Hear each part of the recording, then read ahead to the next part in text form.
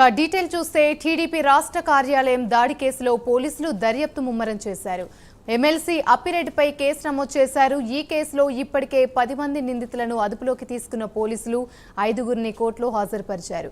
వారికి న్యాయస్థానం 14 రోజుల రిమాండ్ విధించింది. మరికొందరు నిందితుల కోసం పోలీసులు గాలిస్తున్నారు.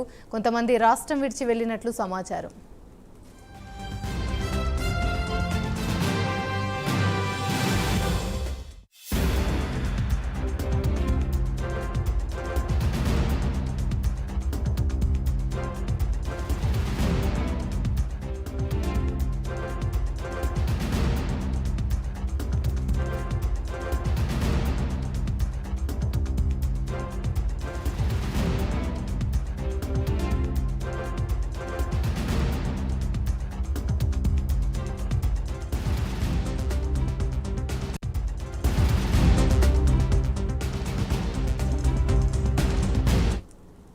టీడీపీ రాష్ట్ర కార్యాలయం దాడి కేసులో పోలీసులు దర్యాప్తు ముమ్మరం చేశారు. ఎమ్మెల్సీ అప్పిరెడ్డిపై కేసు నమోదు చేశారు. ఈ కేసులో ఇప్పటికే 10 మంది నిందితులను అదుపులోకి తీసుకున్నారు పోలీసులు. ఇక ఇదే అంశానికి సంబంధించి మరిన్ని వివరాలు మా ప్రతినిధి రవికృష్ణ లైవ్ ద్వారా మరిన్ని అప్డేట్స్ అందిస్తారు. రవికృష్ణ, చెప్పండి. యామిని, ఏదైతే దీనికి సంబంధించినటువంటి టీడీపీ ఆఫీస్ మీద దాడి చేసినటువంటి కేసు ఏదైతే ఉందో దానికి సంబంధించి మాత్రం త్వరితగతిన కూడా దానికి సంబంధించి నిందితులు ఎవరైతే ఉన్నారో వాళ్ళు అరెస్ట్ చేసేందుకు కూడా ప్రయత్నాలు అయితే తీవ్రంగా జరుగుతున్నటువంటి పరిస్థితి ప్రస్తుతం కనపడుతుంది. ప్రధానంగా కూడా 2021లో ఈ టీడీపీ ఆఫీస్ మీద అప్పుడున్నటువంటి వైసీపీ నేతలు ఎవరైతే ఉన్నారో వాళ్ళు కొంతమంది దాడి చేయడం జరిగింది. దానికి సంబంధించి అప్పుడు కేసు కూడా నమోదు చేశారు. కానీ ఇంతవరకు ఆ కేసుకు సంబంధించి ఎటువంటి పురోగతి లేదు. ఎప్పుడైతే ప్రభుత్వం మారిన తర్వాత టీడీపీ ఈ కూటమి అధికారంలోకి ఎప్పుడైతే వచ్చిందో అప్పుడు వెంటనే కూడా దీనికి సంబంధించిన కేసు ఏదైతే టీడీపీ పార్టీ ఆఫీస్ మీద కేంద్ర కార్యాలయం మీద దాడి చేసినటువంటి కేసు మాత్రం మరింత వేగవంతం చేసేందుకు కూడా ప్రయత్నాలు జరుగుతున్నాయి. ఈ నేపథ్యంలోనే అక్కడ ఆ కేసుని సంబంధించి పూర్తిగా కూడా ఆ రోజు ఎవరు దాడి చేశారు ఏంటి అనే దాని మీద పూర్తిగా కూడా ఎంక్వైరీ అయితే చేస్తున్నారు. అదేవిధంగా ఆ రోజు దాడి చేసినటువంటి వ్యక్తులకు సంబంధించి దాడి చేసినటువంటి క్రమంలో ఆ పార్టీ ఆఫీసులో ఉన్నటువంటి సీసీ ఫుటేజీ, అక్కడ ఉన్నటువంటి కెమెరాలు, చుట్టుపక్కల ఉన్నటువంటి కెమెరాల ఆధారంగా కూడా నిందితులను అయితే కొంతవరకు గుర్తించడం జరిగింది. దీనికి సంబంధించి వీళ్ళందరినీ కూడా అరెస్ట్ చేసేటువంటి పరిస్థితి ప్రస్తుతం కనపడుతుంది. ఈ నేపథ్యంలోనే ప్రధానంగా కూడా గుంటూరు అదేవిధంగా విజయవాడలో దీనికి సంబంధించినటువంటి దాడిలో పాల్గొన్నటువంటి నిందితులు ఉన్నట్లుగా కూడా తెలుస్తుంది.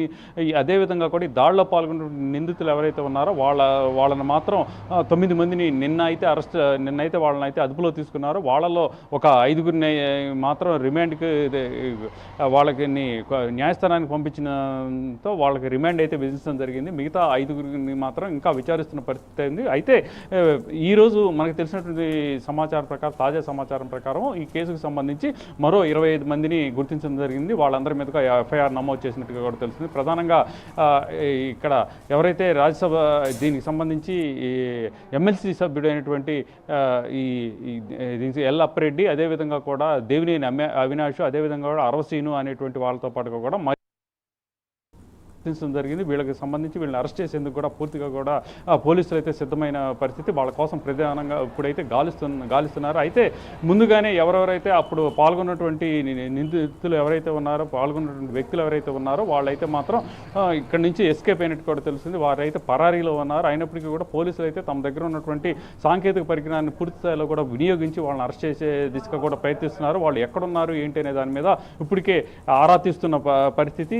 నిన్న దొరికినటువంటి నిందితులు ఎవరైతే ఉన్నారో వాళ్ళ దగ్గర నుంచి కూడా మరి ఎంతమంది ఈ దాడిలో పాల్గొన్నారు అనే దాని మీద కూడా ఒక క్లారిటీకి వచ్చినటువంటి పరిస్థితి కనపడుతుంది. ప్రధానంగా ఇక్కడైతే ప్రత్యేక బృందాలు అయితే మాత్రం వీళ్ళు ఎవరైతే దాడిలో పాల్గొన్నటువంటి నిందితులు ఎవరైతే ఉన్నారో వాళ్ళందరినీ కూడా పట్టుకునేందుకు ప్రయత్నిస్తూ ఉన్నారు. ఇప్పటికే రాష్ట్రంలో వివిధ ప్రాంతాల్లో కూడా వాళ్ళు ఉన్నట్టుగా గుర్తించిన మీదట వాళ్ళ కోసం వాళ్ళని క్యాచ్ చేసేందుకు ప్రయత్నిస్తున్నారు.